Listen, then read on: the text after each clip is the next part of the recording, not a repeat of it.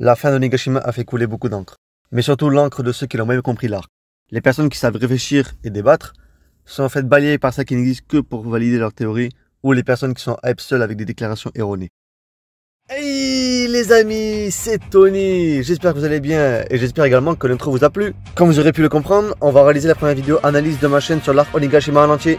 Sur Twitter, je suis plus habitué à réaliser plusieurs analyses sur des arcs de One Piece, ou des personnages en particulier. Donc c'est un domaine que je maîtrise assez bien.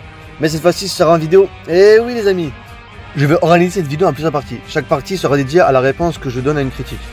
Je ne prétends pas détenir la vérité ultime, mais je pense que mon avis peut intéresser beaucoup de monde et changer la vision qu'ont certaines personnes de l'arc. Je vais traiter différentes critiques qui reviennent régulièrement. Mais avant tout, n'oubliez pas de vous abonner, liker, partager et surtout commenter. C'est ma principale source de motivation pour pouvoir continuer à vous faire plaisir. Comme dit précédemment, la vidéo sera coupée en plusieurs parties. Si vous souhaitez sauter un passage pour regarder une autre, plus intéressante, rendez-vous aux différents timecodes. Mais c'est préférable de tout voir, car les points sont liés entre eux. Pour commencer, je ferai une petite précision sur la nature de l'arc. Beaucoup comparent les deux arcs car ce sont les deux arcs les plus préparés de l'œuvre. Ou alors, ils se sont simplement trompés de déclaration avec des sources qui parlaient de la saga finale au lieu de Nigashima. Mais les deux arcs sont similaires. Ils n'ont strictement rien à voir dans la construction d'écriture. Déjà avec la différence de tension entre les deux. Ce sont deux mondes différents. Marineford a été construit pour faire prendre conscience à Luffy qu'il était insignifiant et qu'il n'était même pas top 50 des personnages présents. Oui, même pas top 50. C'était pas un arc où il pouvait progresser, mais mourir à n'importe quel moment. C'est pour ça que la tension était palpable. On l'a bien vu avec la mort soudaine de Ace, et littéralement le fait que l'arc soit une défaite du point de vue du lecteur. Pour Nigashima, ça y est, on y est enfin pour Luffy. On est à 2 pas du titre de Roi des Pirates. Il s'est entraîné 2 ans pour ce moment-là. C'est la concrétisation de Marineford. On s'y retrouve plus sur un schéma à la Ines Lobby que Marineford. Luffy vs le boss, Sanji et Zoro vs les seconds, et le reste des Mugi vs le reste de l'organisation ennemie. Avec des fights attitrés et des parallèles avec les antagonistes. C'est un arc plus axé sur le développement technique de Luffy que son développement mental, comme sur Marineford. Même si son écriture est présente avec Big Five, ça reste un élément très mineur. La tension réside plus dans la tournure de l'arc en lui-même, moins dans les conséquences, car on sait que Luffy va triompher. Peut-on en dire de même pour Marineford? Absolument pas, car ce n'est pas un arc classique. La tension durant Onigashima est sinusoïdale, elle n'est pas constante comme Marineford. Sur Ines Lobby, le Buster Call ou l'impossibilité de fuir de l'île. Sur Onigashima, le fait que deux Yonko s'allient ou que Kaido tue Orochi en le décapitant sont des éléments de tension interne à l'arc, où on se dit la tournure des événements n'est pas aussi prévisible que cela puisse paraître finalement. Il faut vraiment que vous compreniez que dans One Piece tout est quadrillé, si on caricature bien évidemment. Oda a bien utilisé la figure du style du parallélisme qui consiste à reprendre une même construction d'un premier arc pour pouvoir sublimer le deuxième arc. Cela ne veut absolument pas dire que les arcs sont les mêmes ou que c'est du copier-coller. Pour preuve, on remarque rarement les premiers liens à la première lecture. Et cela concerne 2 arcs ensemble. Si on prend 2 autres arcs, ils n'ont rien à voir avec les 2 autres arcs précédents. Les 4 ensemble sont très différents. J'ai expliqué pourquoi la tension est différente, mais il faut marquer la différence également sur les combats qui n'ont rien à voir. Déjà, il faut faire la différence entre une guerre et un raid. Marineford était une guerre ouverte. Les 2 camps étaient préparés, l'objectif n'était pas de battre ses adversaires 1 contre 1, mais de sauver Ace. Sur Onigashima, c'est complètement l'inverse. L'intervention était préparée depuis 20 ans d'un côté, et de l'autre côté, ils étaient en plein manqué. Tout est mis en place pour réussir, et malgré ça, leurs chances de réussite étaient minimes. Même le CP0 explique que dans une bataille classique, ça aurait été un no diff pour l'équipage de Kaido. Oda a bien insisté à plusieurs reprises sur ce point. C'était presque une mission suicide, alors que tous les astres étaient alignés. Notamment aussi sur des combats qui étaient des 1 contre 1 purs, sauf exception. Car là, l'objectif était de faire tomber tous les membres de l'équipage de Yonko, Kaido. Si une personne venait à perdre son combat, c'était fini, car une personne qui perd égale 2 ennemis sur une personne. Ensuite 3 ennemis, ensuite 4, bref, ensuite finito. Voilà, j'ai fini par la comparaison entre Marineford et Onigashima. Je reviendrai par la suite pour la tension et les combats.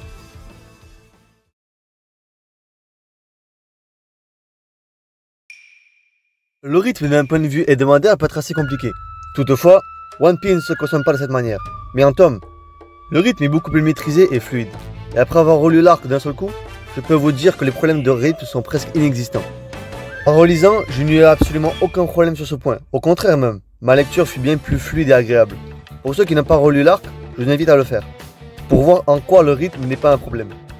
En restant sur le rythme, j'aimerais revenir sur certaines sous-intrigues que les gens ont jugées inutiles et vous apporter mon interprétation dessus.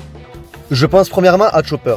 Pas mal de gens se sont plaints de son traitement post-ellipse, Là, Oda lui a donné la possibilité d'avoir un rôle intéressant plutôt que du full combat. L'objectif de Chopper est de soigner toutes les maladies. Quoi de mieux que pour s'exercer en combattant Queen la pandémie, réputé comme un des plus grands scientifiques créateurs de maladies, et un ancien membre des Mads. Chopper, en faisant ça, a évité beaucoup de pertes dans les rangs alliés, ce qui a permis de légitimer un peu plus la victoire de l'Alliance.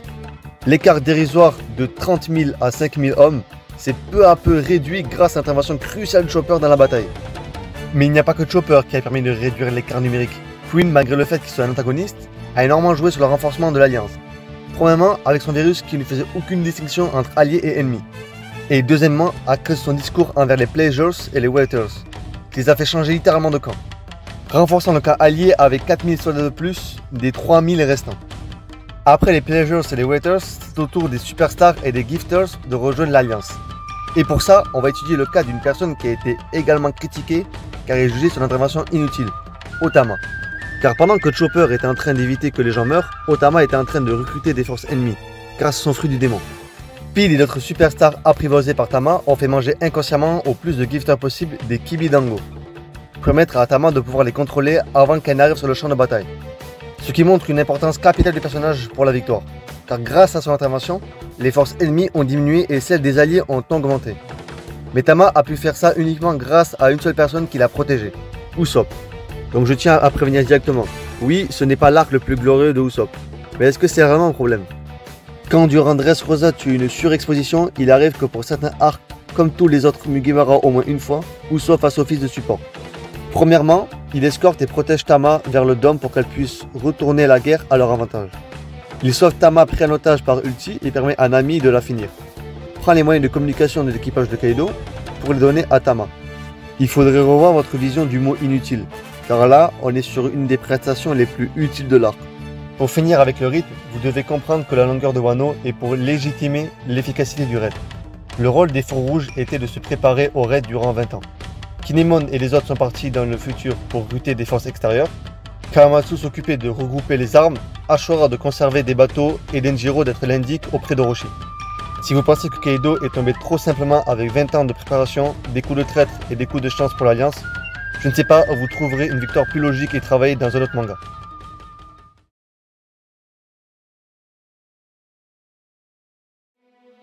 Beaucoup de gens assimilent le fait d'avoir de la tension dans un arc avec le fait d'avoir énormément de morts.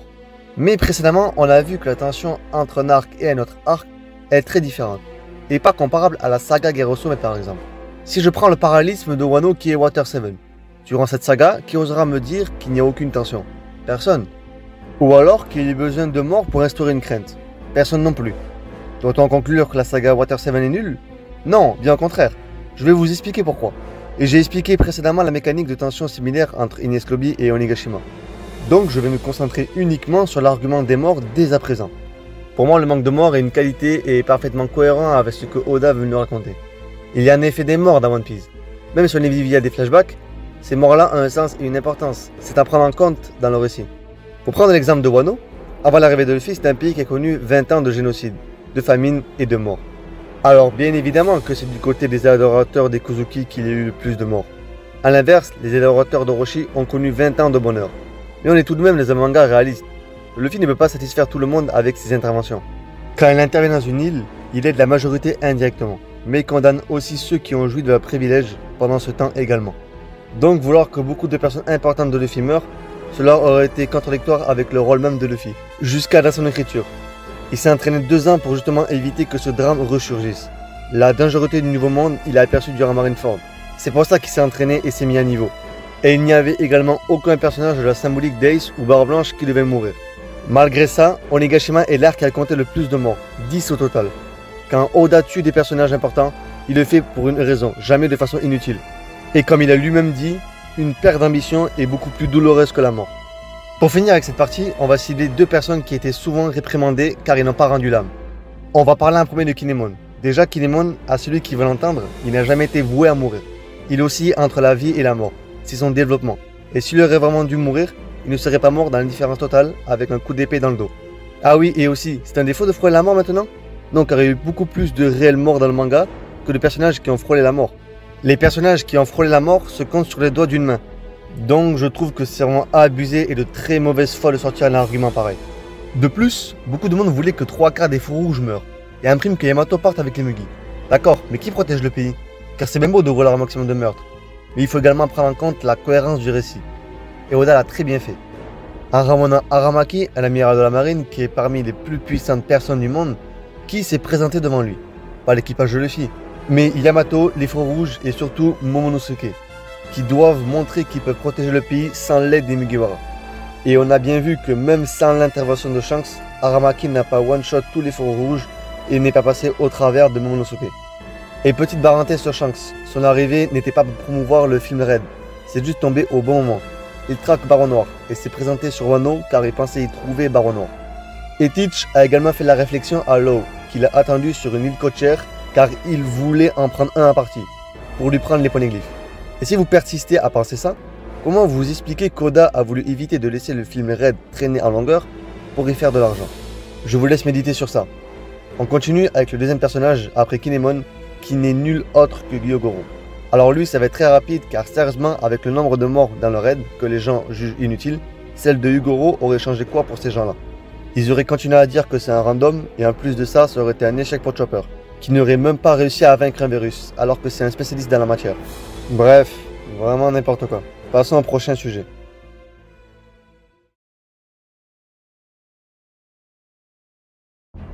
Qui de mieux pour commencer que Kaido? Pas rien à dire sur lui, il tient parfaitement son rôle et a une des meilleures paires de puissance du manga. Bref, tout ce qu'on attend d'un antagoniste présenté comme la créature la plus forte au monde. Ce que les gens reprochent au personnage en général, c'est sa backstory. Mais c'est un point de vue avant tout subjectif, car la qualité de l'antagoniste ne se juge pas uniquement sur ça, mais à sa prestation dans l'arc et à la pertinence dans celui-ci. Le flashback court revenu sur Kaido est pour marquer son opposition avec Luffy et la dualité avec Joy Boy, et il a parfaitement rempli ce rôle. Si vous vous attendez à ce que son flashback parle des Rocks, il faudrait attendre, car Oda le prépare pour un futur proche. Comment être sûr qu'il le prépare? Tout simplement car il n'a toujours pas fait apparaître le design officiel de Xebec, ce qui porte à croire qu'il leur réserve quelque chose dans le futur. Beaucoup reprochent à Kaido le fait qu'il n'ait tué personne, ce qui dans un premier temps est complètement faux, mais qui de même de base n'est pas témoin de la qualité d'un antagoniste non plus. Je m'explique. Dans le cas de Kaido, au moment où il s'apprêtait à tuer un personnage, un élément externe l'a empêché, que ce soit l'entrée en scène des supernovas, Yamato ou le retour de Nika. Si on analyse le déroulement de l'arc, Kaido n'aurait pas pu faire une meilleure prestation que celle-ci. Il a tué Orochi, Kinemon et Luffy. Mais ces trois personnages ont survécu grâce à d'autres facteurs qui ne découlent pas d'un échec de Kaido. Il a techniquement réussi à tuer ces personnages, mais l'auteur en a décidé autrement. Maintenant les calamités. King a totalement tenu son rôle, il a dominé Zoro sur la majorité de leur affrontement. Il était en quelque sorte inatteignable pour le personnage. C'est le combat le plus compliqué et technique que Zoro a eu à faire. Son chara design raconte une histoire, et il possède un développement intéressant sur sa relation avec Kaido qui fait parallèle avec celle qui lie Zoro et Luffy, qui fait de lui un personnage bien écrit. Queen, son côté ridicule est totalement assumé, nous a apporté des éléments intéressants pour le lore avec les Mads. Très bon dialogue avec Sanji sur sa relation avec Judge, de l'insolence et des insultes comme il se doit. Ce qui change de King est son sérieux à toute épreuve, ce qui montre une certaine diversité dans le cast. Technique de combat assez intelligente et diverse qui ne se résume pas à du simple bourrinage. Je ne vois pas quoi dire de plus sur le personnage si ce n'est que lui aussi a bien tenu son rôle. Jack, en ce qui le concerne, j'aimerais avant tout ajouter un peu de contexte autour de ce dernier. Il est le plus jeune des calamités, 28 ans. En tant que tel, il ressent toujours le besoin de prouver qu'il est digne de ce poste. Ayant souvent tendance à en faire trop, en attaquant des personnages bien plus puissants que lui, comme les amiraux. C'est une tête brûlée qui ressent le besoin de prouver son allégeance à Kaido pour montrer qu'il est digne de son rang. C'est en ça que je trouve que le personnage est assez bien pensé et que sa défaite face au Minx est cohérente. Beaucoup de gens avec Big Mom s'attendaient à avoir un personnage similaire aux autres Yonko du monde de One Piece. Mais Oda en a fait autrement. Il a décidé de donner à ce personnage un aspect ridicule et des ressorts humoristiques possibles uniquement avec ce personnage-là précisément. Ça fait partie de son développement depuis le début, il faut l'accepter. Un personnage d'apparence ridicule qui sont stupides ou enfantins, mais qui représente une véritable menace justement pour ces raisons-là. Ce que j'apprécie justement chez ce personnage-là, c'est le décalage qu'il y a entre les deux facettes de sa personnalité. Big Mom, quand elle s'y met sérieusement, est terrifiante. Pour preuve, sur Whole Cake Island, on a eu une véritable démonstration de puissance de Big Mom. Elle était invincible et me tenait une pression constante sur nos protagonistes, qui ont dû user de logique et faire des sacrifices pour juste échapper du territoire du Yonko.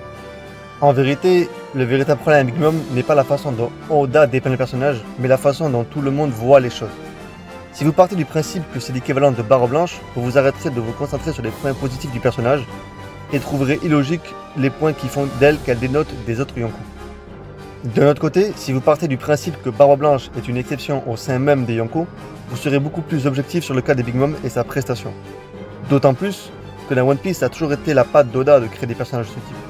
D'apparence ridicule, mais grâce à leur histoire ou leur car design, racontent une histoire qui leur est propre et unique. Ensuite, les Numbers. Bon alors eux se plaignent de leur prestation et du chipotage et de la mauvaise foi facile pour essayer de descendre l'arc. Les Numbers n'existent que dans le but de ralentir le rythme du récit pour pouvoir garder de la cohérence dans la manière dont s'enchaînent les événements. Pendant que les Feux Rouges sont en train d'affronter Kaido, il faut trouver une occupation au reste des personnages en bas. Ralentir la cadence pour ne pas créer le trou dans le scénario. Pour vous donner une comparaison, c'est plus ou moins le rôle scénaristique qu'avait Baskerville, le maître chien dans l'arc Ines Lobby. Ou alors les gardes Sumegiri à Alabasta. Est-ce que vous avez déjà entendu des gens se plaindre de ces personnages-là une seule fois dans votre vie? Je pense que pour la plupart, vous ne les connaissez même pas. C'est pour ça que je dis qu'on est dans l'ordre du chipotage, car on commence à avoir les attentes incohérentes par rapport à ces personnages. Des exigences beaucoup trop élevées comme si on parlait d'antagonistes réellement importants. On va finir avec les antagonistes, avec le reste de l'équipage de Kaido, et expliquer pourquoi ils sont vus comme des fraudes. Car premièrement, ce sont réellement des fraudes. Eh oui, mais c'est voulu et je vais m'expliquer. Beaucoup se plaignent qu'ils ont teasé l'équipage de Kaido et également les Numbers comme des bêtes sanguinaires. Mais déjà, c'est la vision des personnages internes au récit qui ont entendu des rumeurs. Kaido constitue un équipage avec des fruits du démon artificiels type Zoan. Juste à l'écoute de cette phrase, on s'entendait à 100 Roblucci. Mais dès l'arc Zou, on a un aperçu que les fruits artificiels ne reproduisaient pas l'identique des fruits du démon de type Zoan, mais une partie de ceux-ci. Donc c'est déjà une grosse incompréhension même avant d'arriver sur Wano. Tout était déjà prévu. Ces fruits du démon sont présentés comme ratés et défectueux, dès le départ. Et ces fruits sont aussi créés par César en plus, une personne réputée pour être l'éternel second de Vegapunk. Pour continuer dans cette branche, je suis obligé de parler des Numbers. C'est littéralement dit que c'est une expérience ratée pour créer les Oni. Si ça aurait été une expérience réussie, Kaido aurait déjà détruit les autres équipages, comme pour Big Mom avec les géants. Mais ce n'est pas le cas. Et mon dernier argument, c'est la présentation même de Kaido durant la révélation de leur prime. Celle de Teach, on le présente comme un manipulateur qui a su profiter de l'occasion, et surtout qu'il a recruté de puissants commandants à Impel Down. Pour Shanks, c'est littéralement dit qu'il forme un groupe homogène avec de grosses primes. Big Mom est devenu souverain de son territoire aux côtés de ses enfants.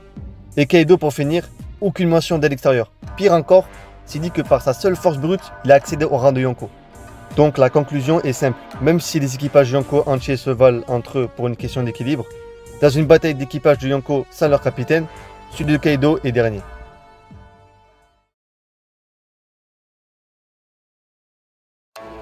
Alors comme vous aurez pu le comprendre, je n'ai pas parlé des Tobiropo dans la partie antagoniste, car leurs avis négatifs de la part de la commu, et surtout de leurs combats qui sont liés aux Mugi directement. Il y en a 4 d'entre eux qui vont être rapides, car je pense qu'ils ne sont pas le problème principal. Déjà, X-Drake, ce dernier s'est rallié à l'Alliance et a eu un combat à mort contre le meilleur agent du CP0. Je pense difficilement qu'on peut le qualifier de fraude. Ensuite, Page One, qui s'est fait one-shot par Big Mom. Lui aussi, comment le qualifier de fraude alors qu'il a combattu uniquement des personnages beaucoup plus forts que lui où il ne pouvait strictement rien faire. Ensuite, Black Maria, son combat avec Robin a été relativement apprécié et je ne pense pas que le fait que les Tobiropo soient qualifiés de fraude vienne de Black Maria. Leur combat est réussi car Robin a attendu d'avoir un adversaire de son niveau pour dévoiler toute sa force. Ensuite, Ulti. En plus d'être Tobiropo qui a le plus tank d'attaque, c'est aussi elle qui a forcé Luffy post-Katakuri, voire même post-Wano à utiliser son Gear 4. Bon, on arrive au plus problématique. Huizu et Sasaki. On va rapidement parler de Huizu vs Jinbei en premier. Déjà leur combat est très bon, mais surtout très logique de par leur différence de statut. Jinbei est un ancien Shibukai qui nous a prouvé son niveau en faisant match nul contre Ace et en repoussant Big Mom. Vous pensez que Huizu aurait fait quoi sérieusement? C'est comme Page One qui est juste tombé sur la mauvaise personne, mais Huizu a tout de même réussi à nous donner un bon combat contre Jinbei. Pour finir, celui de Sasaki contre Franky. Alors lui il est marrant quand on dit qu'Onigashima possède des combats de merde juste à cause d'un seul combat précisément. Comme si les 10 autres seraient totalement masqués par un seul combat que les gens ont trouvé nul. Ça doit être ça ouais. Bref. Donc déjà je commence en disant oui c'est le combat le moins bon de tous. Mais est-ce que c'est pour autant un combat de merde? Non absolument pas et je vais vous le montrer. Déjà il faut comprendre que c'est un combat très réfléchi. Sasaki est loin d'être une fraude niveau puissance. Car il a totalement balayé le Franky Shogun et il a tank plusieurs attaques de Franky qui avait one shot systématiquement ses anciens adversaires. Franky est obligé d'utiliser son cerveau pour cibler Sasaki sur ce point faible, le ventre. Sans ce stratagème, il ne l'aurait même pas battu en puissance brute, même avec le Franky Shogun. Shogun que Sasaki a complètement détruit d'ailleurs. Avec cette ruse, cela a permis à Franky de ne pas chercher plus loin et de cibler son ventre, ce qui justifie l'absence de power-up, car pas nécessaire pour battre Sasaki.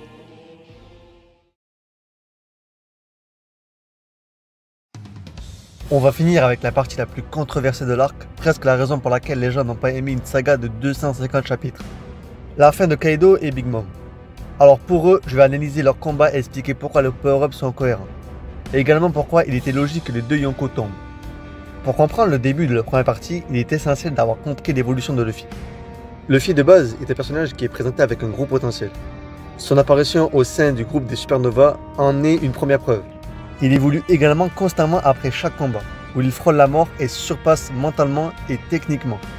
Post-ellipse, Luffy a développé ce qu'on appelle le Haki, un pouvoir rare et inconscient pour beaucoup d'êtres humains, mais qui peut se développer rapidement si on possède une grosse conviction et une détermination solide.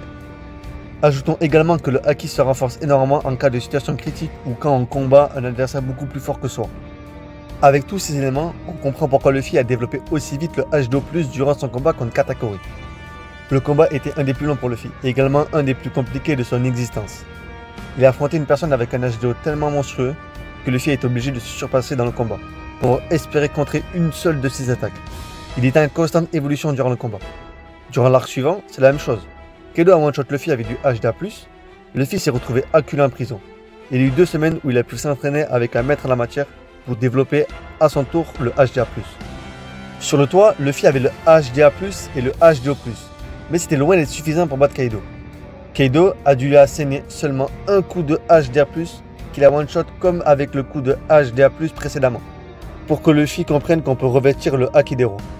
Mais contrairement aux 2 autres Haki qui se développent avec de l'entraînement, le HDR n'a pas besoin d'entraînement. Donc son power-up s'est débloqué instantanément. C'est assez clair, s'il n'a pas besoin d'entraînement, c'est que tu le débloqueras directement. Mais même avec les 3 Haki+, Luffy n'arrivait toujours pas à battre un Kaido qui était également sacrément amoché. Mais il continuait tout de même à dominer Luffy.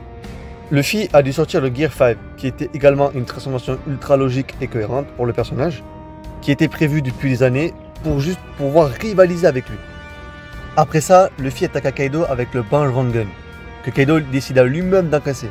Il aurait pu foncer sur Luffy pour minimiser les dégâts qu'il allait subir, mais Kaido aime prendre des coups pour tester la puissance de ses adversaires. C'est également un facteur à prendre en compte. Le combat n'aurait pas été le même si Kaido n'était pas un bourrin qui aime tant que les attaques.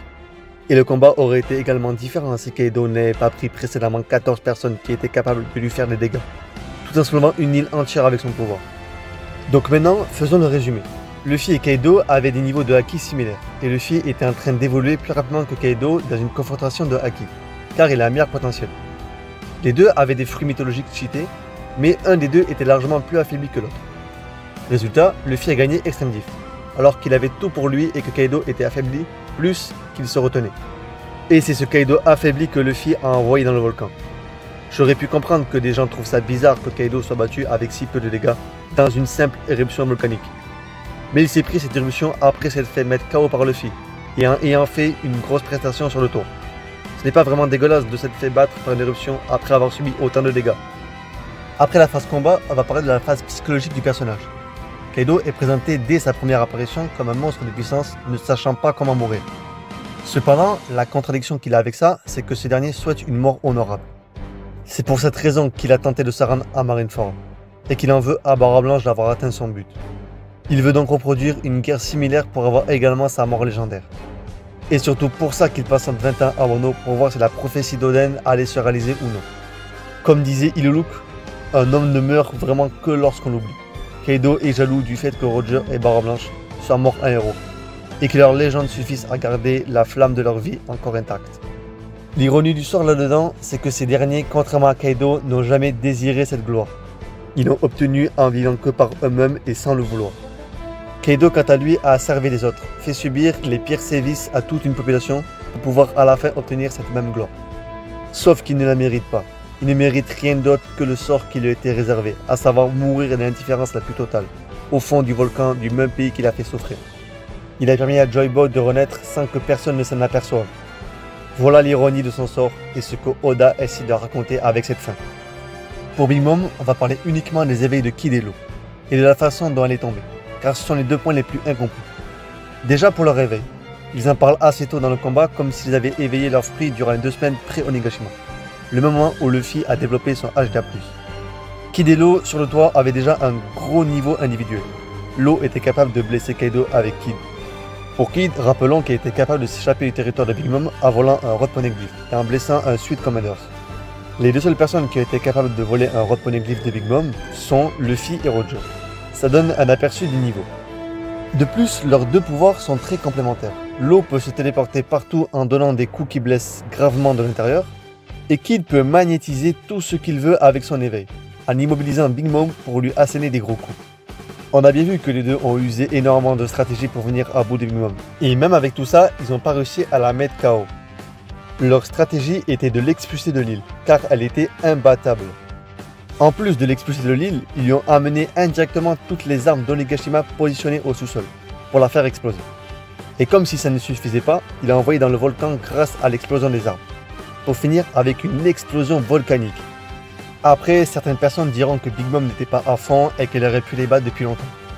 Déjà c'est vrai, car elle n'a pas directement utilisé le HDR+, pour les battre. C'était une façon pour elle de leur montrer que même sans qu'elle soit à fond, elle peut les terrasser. Mais Big Mom les a énormément sous-estimés. Et pour preuve, elle a utilisé le HDR+, uniquement à la fin du combat. Mais c'était trop tard pour elle.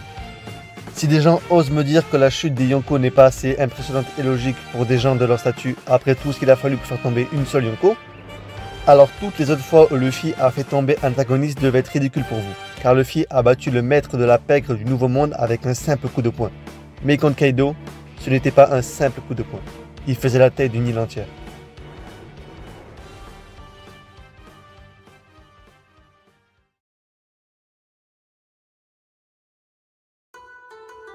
Je pense avoir traité tous les points les plus réprimandés de l'arc. Il y a bien évidemment d'autres points, mais avec le temps, les gens ont l'air d'avoir compris où l'auteur en voulait en venir. La patience est une vertu, et après relecture et du temps, les gens placeront cet arc dans leur top 5. Car de ce qu'on a vu, il est meilleur qu'Enies Lobby sur de nombreux points. Je trouve ça dommage que Onigashima ait autant divisé dans la communauté française, car dans les autres pays, ils n'ont pas autant été. Dressrosa et Whole Cake Island étaient très méprisés quand les chapitres sortaient chaque semaine. Maintenant, il est dans le top 10 de nombreuses personnes. Je tiens à clarifier également qu'Onigashima n'est même pas mon arc de One Piece préféré. Donc ce n'est pas totalement un fanboy irréfléchi qui parle. Les arguments que je présentais dans la vidéo sont bien réels et existants. Donc ce n'est pas parce que vous n'avez pas forcément aimé un point que ce point est obligatoirement mauvais. Quand un point est factuellement mauvais, c'est que personne ne peut revenir dessus. Malheureusement, il faudra bien admettre qu'Onigashima n'est pas un arc aussi mauvais que ça, si on arrive à autant argumenter sur tous les points. Je vous laisse sur ça, et n'oubliez pas, aimez, lisez et vivez One Piece, car One Piece, c'est la vie.